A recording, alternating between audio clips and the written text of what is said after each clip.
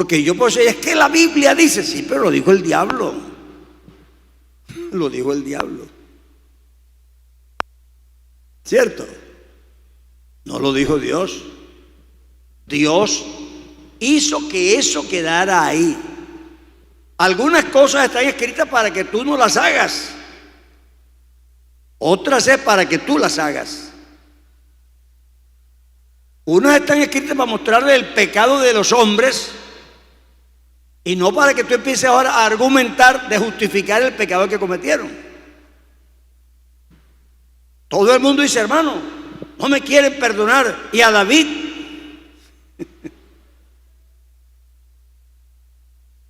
claro, como tú admiras tanto a David, yo canto, yo danzo, yo canto como David. Eso no te lo mandó el Señor, eso lo estás diciendo tú. David no era pentecostal. Los pentecostales empezaron de Pentecostés en adelante.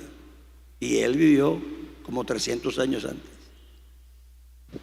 Él no había nacido de nuevo. No se había bautizado con el Espíritu Santo. Tú no puedes aplicarte lo que le aplicaron a David a ti, porque él vivía en otro régimen.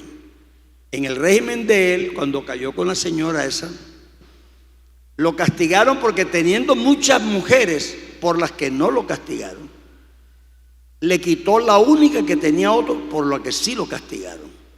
Porque la ley lo que prohibía era eso: no codiciarás la mujer de tu prójimo, no cometerás fornicación, no cometerás adulterio, pero la poligamia estaba permitida. Entonces él se casó con pocas mujeres y por eso no lo condenaron. Entonces tú no puedes aplicarte esa norma porque la poligamia en el Nuevo Testamento sí está prohibida. Marido de una sola mujer. Entonces lo dice clarito. Entonces, yo lo que no puedo es pasar las cosas sin filtro para acá. Esa es la palabra de Dios, pero hay cosas que hicieron otros para que tú no las hagas, nos las contaron. Dios no le tapa pecado a nadie. Nos contaron eso, no para que tú digas, ay hermano, ¿y qué? ¿Y qué? Ah, ¿y fulano? ¿Y yo qué? Bueno, tú no estás allá. La pregunta anterior decía eso. ¿Es aplicable todo aquí? Sí, en principios. Es decir, ¿cuál es el principio? Que lo que Dios manda hay que cumplirlo. O sea, ya le permitió 100 mujeres, él estaba bien. Pero aquí te permite una. Pero a Dios hay que acatarlo, ese es el principio. Y los que Dios para debemos obedecer. Pero yo lo que no puedo es pensar que los espías que mandaron a la tierra prometida hicieron bien todo. Porque yo pregunto, con tantas casas que había en Jericó, ¿cómo cayeron en la casa de Rahab? ¿Cómo llegaron ahí? ¿A qué? ¿Y por qué? Claro, uno nada más se fija en lo bueno que pasó, pero en lo malo que pasó, uno como que pasa ciego. Y Judá se encontró con una señora ramera para él en el camino y se fue detrás de los matorrales, la arregló y vino sin bastón y sin anillo. Y no pasó nada. Y cuando ya se descubrió todo, se llegó para la casa como esposa y ya. Pero tú no eres Judá, tú eres un cristiano y al que más se le da, más se le demanda. Amén. Si lo hago yo, hasta llegué. Pero Judá no. Él tenía una regla. Y esa señora necesitaba tener un hijo por la descendencia. Y el hijo que ella tuvo está en la línea del Mesías. Pero eso es la regla del Antiguo Testamento. Si la guardas, si la aceptas, si te arrepientes, como se arrepienten allá, Dios dice listo. Pero te pide aquí que tú cumplas aquí, te arrepientas aquí y hagas como Él dice aquí, y eso es lo que nos toca. Entonces creo que lo primero que tienes que hacer es trazar una línea: Antiguo Testamento y Nuevo Testamento. Palabra de Dios. Yo voy a copiar los principios de aquí y esos no cambian. Esos están igualitos. Dios es inmutable. Lo que Él piensa que es malo, La forma como se haga lo bueno o lo malo puede ser que cambie, pero los principios no. Entonces la Biblia es la palabra de Dios y algunas cosas que están dichas son aplicables en los principios, y toda la Biblia está inspirada. La inspiración quiere decir que fue el Dios que me dijo: póngalo, ponga eso, apunte eso. Me inspiró para yo escribir eso, pero no puse lo que yo quisiera, sino lo que Dios me dijo que pusiera. Aquí un joven pregunta: según el contenido literario, ¿el libro de los Cantares podría considerarse como inspirado por Dios o no? Yo creo que la pregunta, además pues del canon propiamente dicho, tiene implícita una preocupación, y me importa más esa preocupación que el hecho mismo de la pregunta. Porque ¿por qué pregunto yo si el Cantar pertenece al canon y no digo que por qué el Evangelio según San Juan pertenece? ¿Qué me hace cuestionar que este libro pareciera que no, cuando el otro ni siquiera lo cuestiona? Entonces tiene que ser que yo creo que por la temática del libro no pareciera tan inspirado, porque a las personas que nos criamos en un entorno católico nos han metido en la cabeza que lo que tenga que ver con amoríos de seres humanos o sexualidad es pecaminoso. Pero eso debe llevarnos precisamente a la conclusión contraria, que no es pecaminoso. El Dios puede estar implícito o explícito en el libro. El libro no tiene nada de vulgaridad. Es un libro muy delicado, pero sí tiene franqueza. Pero la franqueza no es pecaminosa. Entonces Dios agarra una cosa que nosotros entendemos muy bien, porque es la relación entre un hombre y una mujer, para explicarnos una belleza profunda del reino de Dios y de la relación de Dios con el ser humano. Por desgracia, algunos han tomado eso para mandárselo a la novia. Digo por desgracia porque en nuestro caso se pervierte el sentido del libro, porque nosotros tenemos la malicia. Así que cuando lo mandamos, no lo mandamos para decir una cosa bonita, sino para insinuarles una cosa maluca. ¿Entiendes? Pero si tú le echaras un piropo a tu novia, yo te recomiendo un versículo: eres hermosa como las mulas de Faraón.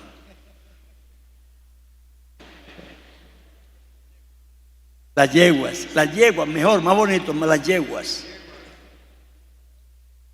Nadie copia ese versículo. Lo que quiere decir que los que lo están haciendo tienen una mente muy tropical. Y en vez de leer el libro, que es un libro oriental, y los orientales no tienen tapujo con el cuerpo ni con el sexo. En el Japón hay una costumbre que cuando una niña por ahí de 15, 16 quiere hacer una petición muy importante a su papá, se la hace en la tina donde el papá se está bañando. Entonces ella viene descubierta arriba con una toallita aquí y se mete en la tina con el papá y ahí le pide las cosas. Pues entre nosotros eso sería impensable, pero ellos no le ven al cuerpo tanto cuento. Entonces nosotros tenemos mucha malicia. Ah, no, porque está jovencita y desnuda. ¿Me va a decir que no la trae? Debe ser que no, o no tanto como a nosotros. ¿Por qué? Bueno, porque es una costumbre y la mamá sabe y todo el mundo sabe. Eso no tiene nada que ver con la moralidad de la Biblia. Estamos hablando de costumbres de pueblos. Por eso cuando yo hablo de la desnudez, no me importa si la mujer es bonita, si es fea, si es atractiva, si no es atractiva, si es de tentación o no es de tentación. Las mujeres no se visten porque sean de tentación ni porque son atractivas. Aunque sean feas, Dios las mandó a vestirse. Y como Dios quiere, así es ya. Así no atraiga a nadie, así a los hombres no les parezca atractivo, así no les produzca ninguna sensación. Dios dijo, vístase, y decentemente. Eso dijo Dios. Así que no me interesa la cultura, si en esa cultura es importante o no. Yo lo que predico es la palabra de Dios. Pero el libro del Cantar de los Cantares es un libro muy lindo y muy profundo, que utiliza las costumbres amorosas de un pueblo para explicar la belleza de la relación de Dios con el hombre. Pero se supone que el que lo está leyendo no se siente mal, porque para ellos no era nada mal, no era raro. El hermano acaba de decir cómo juramentaban al siervo. Díganme una cosa. Ustedes se dan cuenta que a Esther ella desfiló desnuda para que el rey la escogiera. Y se dan cuenta que los que las bañaban eran siervos, eran hombres. Que nosotros sí, no podemos pensar con la mentalidad colombiana para definir un libro de la Biblia, porque no lo escribieron los colombianos. Si yo escribiera un libro así, me destituían. Pero aquí no pueden destituir a Dios. Entonces creo que es importante que entendamos eso, que lo que para nosotros hoy pueda resultar hasta escandaloso, no lo era. No lo era. Esas personas no pensaban como nosotros, y la moralidad que tenían no les impedía escribir sobre ciertas cosas que para todo el mundo eran normales. Así que la gente de hoy cree que sabe mucho de sexo, y que las antiguas y que no sabían. Pero yo quiero decirles a ustedes tal vez han oído de Miguel de Cervantes Saavedra. ¿Qué escribió él? ¿Cómo? El Quijote de la Mancha. Y todo el mundo sabe eso, pero él no escribió sobre el Quijote de la Mancha. Él escribió un montón de novelas, y si usted las lee, la mayoría son de historias de niñas de 14 y 15 años que se volaron con el novio, que se fueron, Es decir, que las niñas no eran tan tontitas como ustedes creen. Y a María, cuando le dijeron, ¿vas a tener un hijo?, dijo, ¿cómo? Si no tengo marido. Así que ella sabía. Él no era tonta. Ese es un cuento que nosotros los modernos nos hemos creído para sentirnos que nosotros sí estamos enterados, pero no estamos tan enterados. Ellos estaban bastante enterados. Así que esa es la palabra de Dios. Bueno, muy bien. Tenemos otra pregunta, hermano Álvaro. Si la Biblia fue traducida por unos monjes católicos, ¿le podemos dar toda la veracidad a la traducción? Bueno, no sé quién le dijo que la tradujeron monjes católicos. ¿Cómo se llama el traductor de la Biblia que nosotros usamos normalmente? ¿Cómo se llama? ¿Cipriano qué? Él no era cura. Él era creyente en la unicidad. Era modalista. Ve, hermano, no repitan todo lo que oyen. Ese aparato está. No repitan todo lo que oyen. La Biblia que se traduce por equipo de personas. Es posible que haya católicos ahí, es posible, pero también hay protestantes, y también hay judíos, y también hay árabes.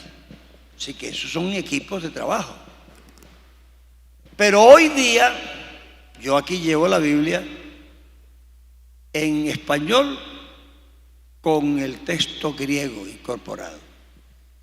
Así que no importa que lo haya traducido, yo puedo hacerle clic a un numerito y me dice qué significa la palabra. Y tengo otra ahí mismo que tiene el mismo, pero me dice la parte gramatical. ¿En qué caso está la palabra? ¿A qué se refiere? ¿A qué no se refiere? Así que nosotros hoy día no tenemos excusa de que la tradujeron los católicos o los protestantes. Lo malo nuestro es que nos casamos con una versión de la Biblia. Entonces no queremos que eso cambie. En Apocalipsis dice, ¿quiénes son estos y de dónde han venido? Y en la versión antigua decía, estos son los que salieron de gran tribulación. Y la del 60 dice, estos han sido de la gran tribulación. La Biblia primera que nosotros tuvimos fue la más antigua, que se tradujo en el 1500. Pero de unos documentos que eran más tempranos, más viejos o menos viejos. Después se descubrieron unos manuscritos más antiguos y se corrigió lo más nuevo con base en lo más antiguo. Porque hay, para probar la autenticidad de un versículo, la prueba interna de la escritura y también las citas patrísticas. Entonces, ¿cómo la citaron los padres de los primeros siglos? Y se van encontrando documentos que ellos nunca la citaron como está. Y uno ve que en el documento más original, que es el más antiguo porque no tenemos ninguno original, está citada así. Entonces hay que corregir la del 60, que está mal, la antigua, que está mal. Nosotros tenemos hoy día una forma muy directa de comprender las escrituras y de saber que no nos las han manipulado. Pero la Biblia sí se ha ido corrigiendo con base en que los documentos que se tienen ahora son más fidedignos que los anteriores. Si tú ves en el griego, el artículo definido femenino, la, es una eta. Y si tú buscas ese versículo, ahí está la eta. Así que no podemos decir, no, hermano, la cambiaron. No, la que cambiaron fue la que teníamos primero. La que tenemos ahora, que dice de la gran tribulación, es la correcta. Y aquí hay muchos muchachos que están estudiando. No podemos continuar a convivir en la ignorancia porque así me enseñó mi abuela. A mí mi abuela dijo que los niños venían por la cigüeña y después me di cuenta que estaba equivocada. O me estaba engañando a propósito. Y me dijeron que los juguetes los traía el niño Dios, yo me pillé a mi mamá trayendo los juguetes. Entonces no podemos continuar con eso. Tampoco vamos a cambiar las escrituras porque se nos ocurra. Pero el hermano leyó unas versiones que no son la original, la que nosotros llamamos original. Pero son versiones, algunas parafraseadas. Cuando usted tiene una paráfrasis, no están buscando exactitud de traducción, sino exactitud de dicción. ¿Cómo se diría ahora? En eso puede haber una inexactitud. Pero tenemos las versiones que se pegan al texto y tenemos el texto griego metido en la Biblia si lo queremos mirar. Así que hoy día usted puede controlar si el traductor se pasó de calidad o no. Pero no porque sean monjes católicos, no se deje meter esos cuentos. Porque la versión que tenemos del 60 no la tradujo ningún monje católico, pero sí la han corregido los equipos de las sociedades bíblicas. Y ahí hay de todo. Pero el traductor era unicitario, si usted lo quiere saber. Sí, hermano Rodrigo. Además, muchachos, es importante entender que una cosa es la traducción y otra cosa es la revelación, la inspiración. Dios le dio la palabra directa a sus hombres, a sus profetas, en su momento. Nosotros, no sé si estoy equivocado, pero gracias a Dios no tenemos Biblia pentecostal. Me explico.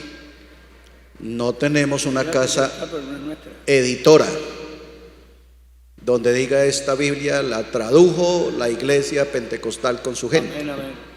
Ya, no la tenemos. Sin embargo, la Biblia mantiene su inspiración divina, a pesar de que ha pasado, el hermano Álvaro decía, no tenemos el original, ha sido copia de copia de copia de copia. Pero es que no estamos hablando del escrito de Cervantes ni del escrito del señor Yayi Aracataca, sino de la palabra de Dios, que aunque el diablo lo intentara y el hombre lo intentara, ella mantiene su inspiración, mantiene su revelación.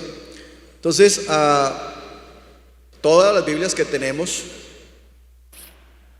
tienen el pensamiento inclinado dependiendo de quién la editó, de quién hizo la traducción. Pero nosotros no tenemos problema en encontrar la verdad en ella.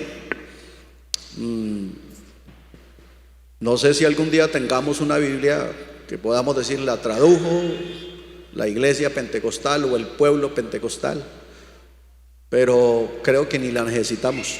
Amén. Tenemos la palabra profética más segura y creo que está bien. Entonces sí hay que hacer un poquito la separación en traducción a la inspiración, la revelación, quién la escribió, porque ahí es donde estaría entonces realmente lo importante. Si de pronto usted dice, aunque ya el hermano Álvaro lo aclara, si de pronto usted dice, ¿cómo creer que la Biblia o el libro tal sí es verdad si lo escribió un monje católico? Pero el hermano Álvaro nos ponía el ejemplo ahorita de David. David no fue una perita en dulce.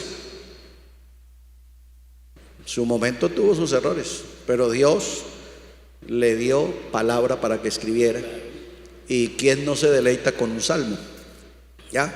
Entonces, creo que más que encontrar error ahí, es saber que la Biblia, por el contrario, a pesar de que ha pasado por tantas manos, mantiene su vigencia, mantiene su inspiración, mantiene la verdad, mantiene su esencia, y eso lo hace todavía mucho, pero mucho más creíble, porque a pesar de todo lo que el hombre o el diablo haya intentado de desvirtuarla, sigue siendo la palabra de Dios. Amén. Bueno, hermano Álvaro, para concluir, ¿qué consejo nos daría para apasionarnos por la palabra de Dios? ¿Qué consejo nos daría para apasionarnos por la palabra de Dios? Lo primero es creer que es la palabra de Dios. Es decir, yo estaba estudiando en el college bíblico. Entonces hay un profesor que enseñaba las cartas de Pedro. Entonces él dice, las cartas de la Biblia son cartas de amor. Ayer llegué y me encontré a un muchacho cuyo nombre no voy a mencionar, que había leído una carta de la novia como 25 veces, ¿verdad, Lloyd? Y se llamaba Lloyd. ¿Y por qué la leyó tantas veces? Porque era de su novia. Entonces yo creo que lo primero que yo creo la Biblia a pie juntillas. Es decir, el buscar la fidelidad de la traducción no es duda sobre el libro, es duda sobre la traducción. Yo al libro lo creo 100%. Busco la palabra más exacta. Si dudo que el traductor no usó la más exacta, yo la busco porque tengo donde buscarla. Pero la palabra de Dios no la dudo. Y créame que no la dudo. Yo crecí en la iglesia de niño, aprendí los coros, yo camino el del Señor, y así me crié hasta el día de hoy, y ya me estoy haciendo viejo y aquí terminé. Pero si tengo alguna cosa firme en mi vida, es que creo que la Biblia es la palabra de Dios. Entonces, estudié en el primer colegio mixto que hubo en Colombia, porque yo pertenecía a un experimento de las Naciones Unidas. Y mi colegio fue el primer colegio mixto que hubo en Colombia, a ver cómo era la coeducación.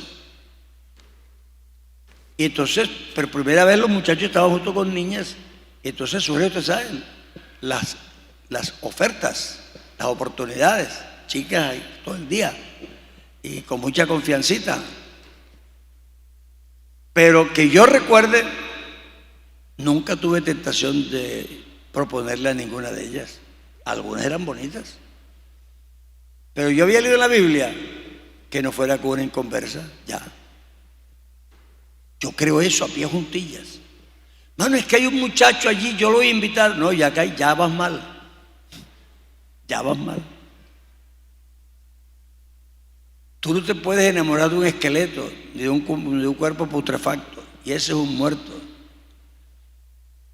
La Biblia dice que el impío está muerto en sus delitos y pecados. Yo que me voy a enamorar de eso. Pero eso es porque creo la Biblia, y la creo así, plana.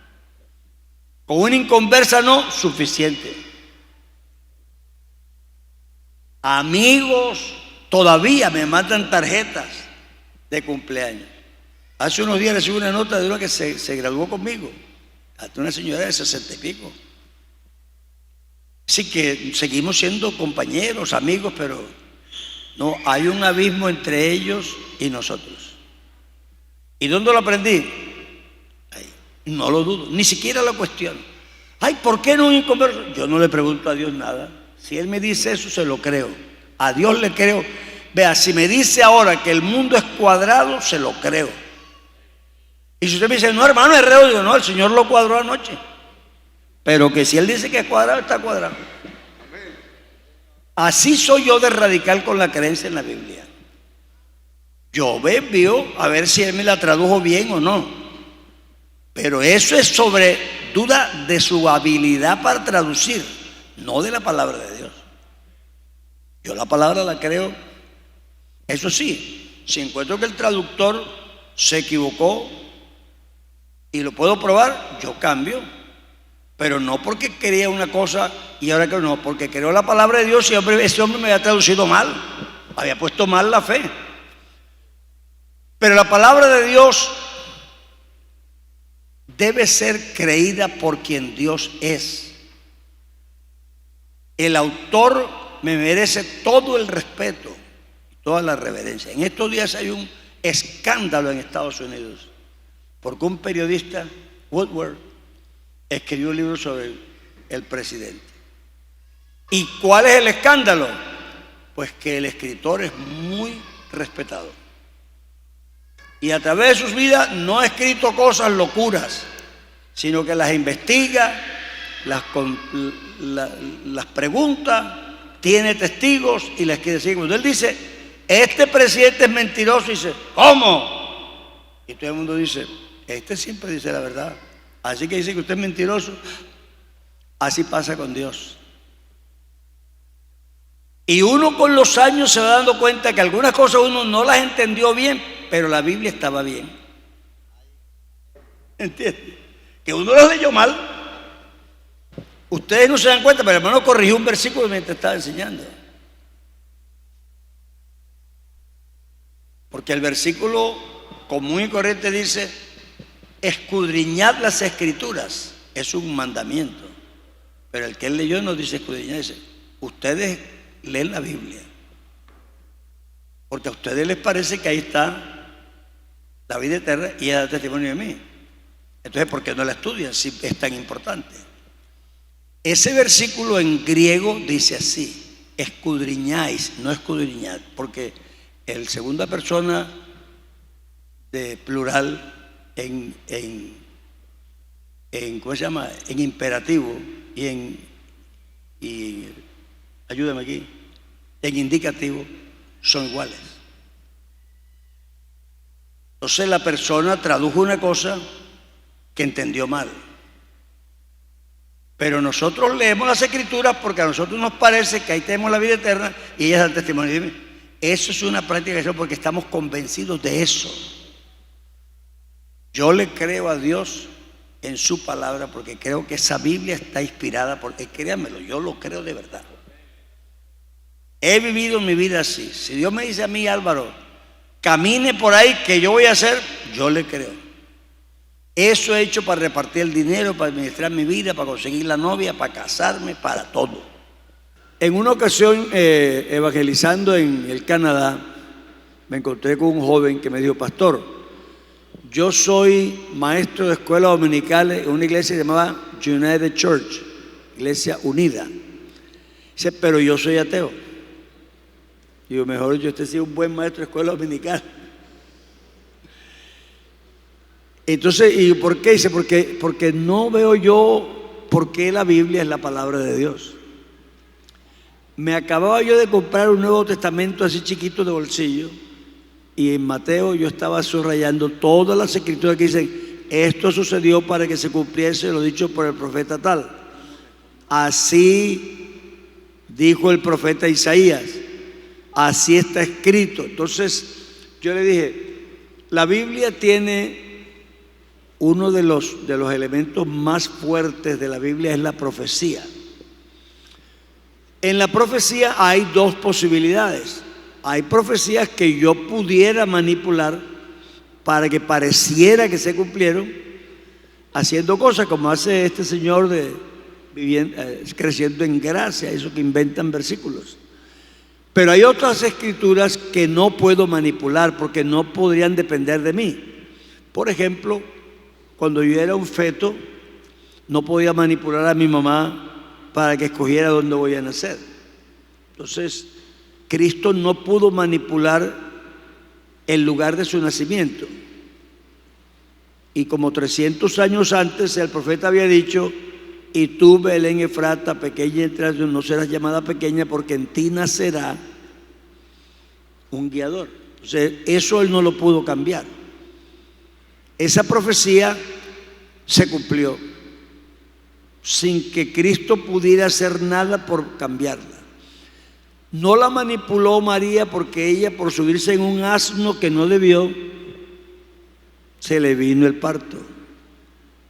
Usted sabe que usted va en un burro así todo el tiempo y está embarazada, usted se le viene porque se le viene. Entonces, son cosas fortuitas que sin embargo cumplieron la profecía al dedillo. Entonces yo no puedo manipular. Yo puedo manipular cómo me pueden matar, hasta me puedo suicidar, pero no puedo cambiar lo que hagan con lo mío, menos unas personas que no eran judías, que no creían en las profecías, que ni las habrían leído seguramente. Y cuando Jesús estaba en la cruz colgado, muriendo, la Biblia dice que se estaban repartiendo sus pertenencias.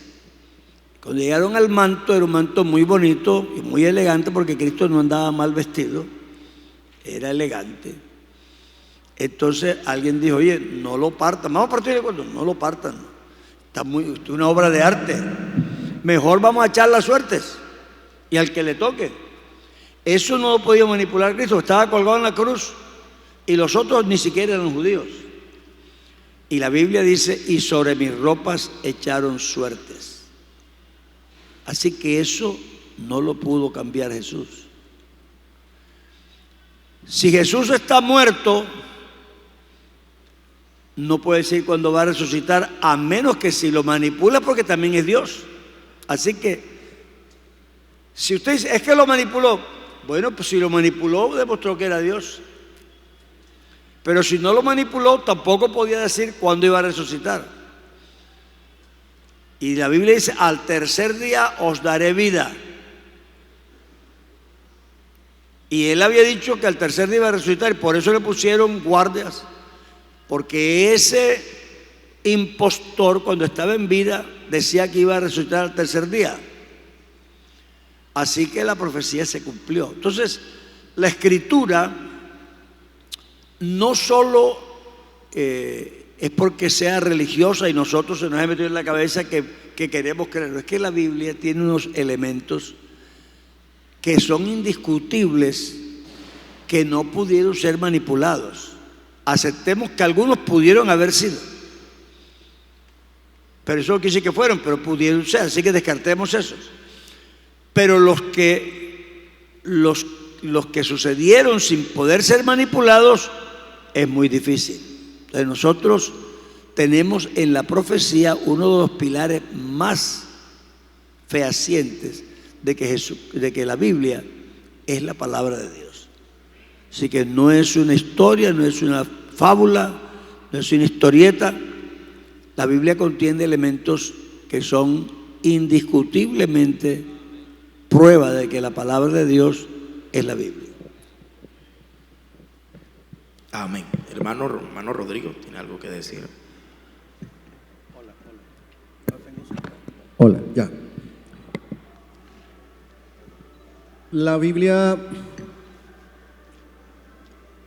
tiene algo que es sobrenatural, que además está escrito y que no lo admite, y es que las cosas sublimes de Dios no admiten discusión. Pero el hermano Álvaro tomó, creo que, una de las partes muy, pero muy fuertes y sobresalientes con respecto al surrealismo, y es el de la profecía. Pero es que no es solamente una, como él dice, una profecía. De pronto, con el tiempo, hubo profecías que duraron 600 años para cumplirse. Alguien durante esos 600 años pudiera manipularla, pero cuando uno realmente va al cuerpo, al contexto de la profecía, se da cuenta que definitivamente tiene que haber una mano divina ahí.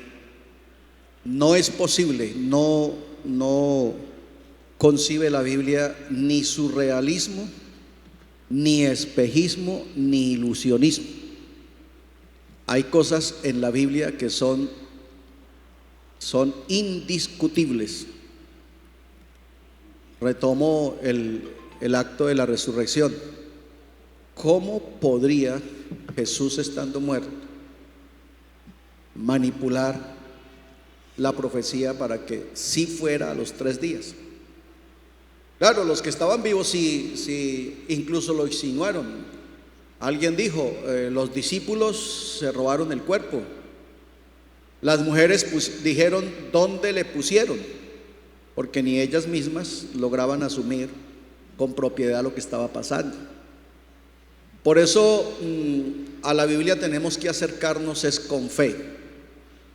Pero a la Biblia se le han hecho todos los exámenes posibles, históricos, lingüísticos, todos, científicos, y la Biblia sigue dando el mismo resultado. La Biblia es fiel a la profecía, fiel a lo que está dicho y fiel a su cumplimiento.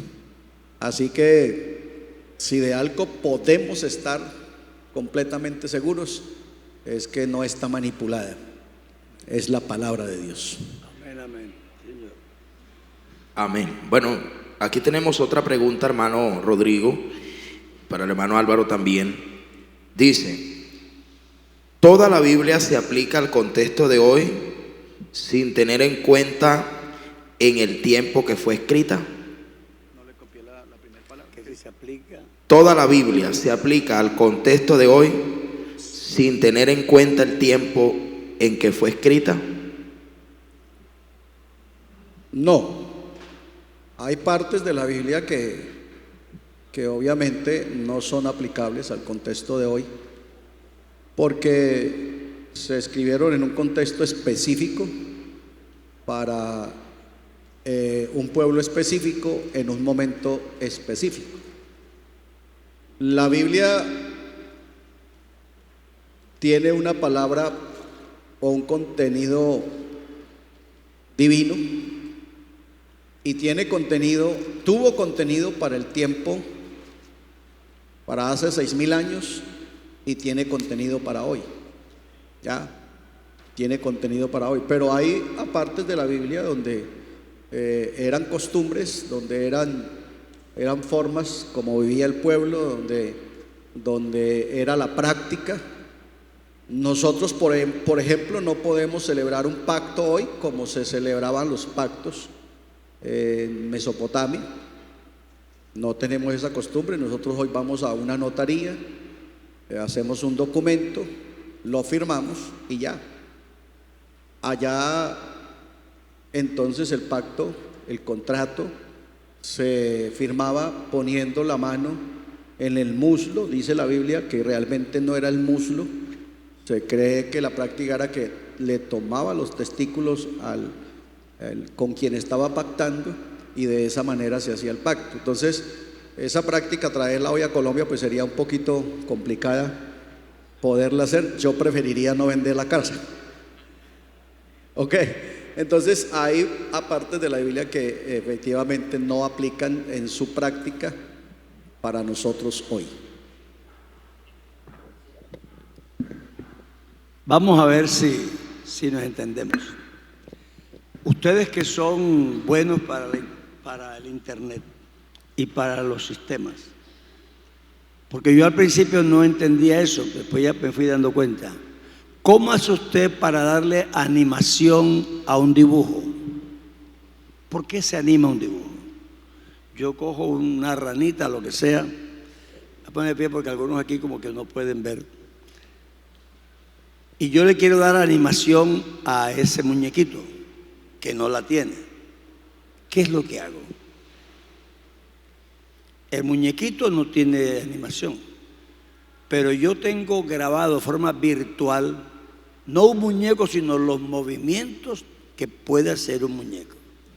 Y yo le paso los movimientos a ese muñeco y hago que el muñeco salte, baile, todo. Usted ve en televisión, los muñequitos bailan al ritmo de Shakira igual. ¿Qué hicieron? Grabaron los movimientos de Shakira, no a Shakira, sino los movimientos. Quitaron la imagen, se quedaron con el esqueleto y se lo pusieron a un muñequito. Y entonces el muñequito se mueve igual. Lo que pasa con la Biblia y sus costumbres y sus prácticas es eso. La Biblia es un libro de principios. Entonces tenemos un esqueleto de principios en la Biblia. Él acaba de citar la práctica de un pacto, como se hacía. La mecánica o la dinámica física no se hace, pero los principios que están ahí sí. El hombre dice, el siervo acata, se lleva a la práctica y se cumple. Eso todavía es así. Yo prometo, él acepta, vamos a un notario, lo rubrica y entonces el esqueleto del movimiento queda grabado. Yo me caso con una señora y esa es mi esposa. Entonces, no me caso de la misma manera, no me caso con el mismo rito, con la misma ceremonia, pero el matrimonio quedó perfeccionado. Yo hago un voto, yo cumplo mi voto. No me va a pasar lo mismo que allá porque había unas condiciones culturales, pero el principio de fidelidad, de obediencia, de justicia, de retribución, todos esos principios siguen válidos. Aquí la enseñanza sería que usted lea la Biblia, quítele el muñeco y quédese con el software, quédese con la animación, con los principios. La Biblia dice, si yo me arrepiento, Dios me perdona y yo soy salvo. Antiguamente el arrepentimiento se hacía de una manera. Lloraba 8 días, traía un animalito, lo cortaban, etc. Y era válido. Yo me arrepiento todavía aquí hoy, no hago lo que aquel, pero el arrepentimiento tiene el mismo valor. Entonces, los principios son aplicables a cualquier generación. Yo prediqué un sermón, le contaba ayer a los hermanos, que yo titulé, gracias a Dios nosotros no somos así. Entonces ese es un título sarcástico, es un sarcasmo. Imagínense que un hombre cavernícola, troglodita del pasado, se fue a paseo con su hermano y lo mató. Gracias a Dios que nosotros no matamos a los hermanos. A una muchacha, esos sinvergüenzas llegaron y la violaron. Gracias a Dios que en nuestra época ya no violan mujeres. Ya empezaron a reírse. Porque sí violan mujeres y los hermanos sí matan hermanos. Es decir, que no los matamos con una quijada de asno, pero los matamos. A veces hasta con la lengua. Porque su lengua es como veneno de áspides. Entonces, el hombre básico sigue siendo el mismo. Se cambió la ropa, se cambió la casa en que vive, se cambió el camello en que se transporta, pero él sigue siendo el mismo. Odia, ama, tiene hambre, se queja, se venga, ama, es el mismo. Entonces, el hombre básico, el movimiento virtual lo seguimos teniendo igual, pero nos mudamos de otra manera, nos matamos de otra manera, pero nos matamos. Por una herencia los hermanos se matan. Entonces yo creo que en ese sentido la Biblia como libro de principios, lo que dice el hermano es correcto, las formas culturales y de eso es que no tendría hoy ningún sentido. Pero si le quitamos la materialidad y dejamos el esqueleto, a usted le dicen en el colegio, haga una redacción. ¿Y cómo la hago? Título, tema, lo que fue primero, lo que fue después y conclusión, y ya tiene el esquema de una redacción. Ese esquema le sirve para todos. Los que estudiaron homilética nos enseñan a hacer un bosquejo de un sermón. El bosquejo es el mismo, pero el tema es diferente y la carnecita que le metemos también, pero el esqueleto igual. Entonces, en ese sentido, la Biblia sí tiene principios que todavía son vigentes, siempre han sido. Dios ordena y el que obedece, el que desobedece, se la lleva. De una manera, hoy día Dios no mata a la gente enseguida, pero el que peca se muere. ¿Cómo lo matan? Lo matan de diferentes maneras, pero lo matan. ¿Y quién está más muerto? El que se cuelga de una cuerda, al que lo atropella un carro y se queda en 1000 pedazos, el que dan un balazo. ¿Quién está más muerto? Están igual de muertos. Así que la forma como se mata no importa. La cosa es que estaba vivo y ya no lo está. Yo lo digo. Muy bien, hermano. Tenemos otra pregunta aquí, hermano Álvaro, hermano Rodrigo. ¿Cuál es el método correcto para interpretar los textos bíblicos?